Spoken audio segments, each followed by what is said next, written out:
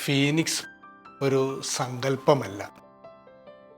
അത്രയും കെടുത്തിക്കളഞ്ഞിട്ടും പഴയതിനേക്കാൾ വലിയ പ്രകാശത്തോടെ ജീവിക്കുന്ന പലരുമുണ്ട് നമുക്ക് ചുറ്റും. ആരെയും അനുകരിക്കേണ്ട, ഓരോ ജീവിതങ്ങളെയും ശാന്തമായി വായിച്ചാൽ മതി. നോവൽ പുസ്തകങ്ങളെ വെല്ലുന്ന മനുഷ്യരുണ്ട് നമ്മുടെ കൂട്ടത്തിൽ. ഇനി കാണുമ്പോൾ അവരുടെ കണ്ണുകളിലേക്ക് ശ്രദ്ധിക്കുക. സ്വയം കെടാതെ സൂക്ഷിക്കുന്ന ഒരു ജീവപ്രകാശം കാണാം. ജീവിതത്തീയിൽ നിന്ന് ചിറകടിച്ചുയർന്ന ഒച്ചകൾ കേൾക്കാം.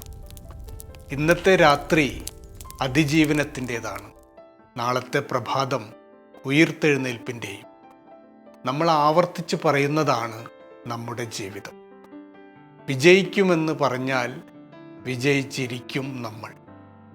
നമ്മൾ പറയുന്നതാണ് നമ്മുടെ ജീവിതം. ഇന്ന് നല്ല ഒരു ദിവസമാണ്. സ്വന്തം കൃഷ്ണകുമാർ.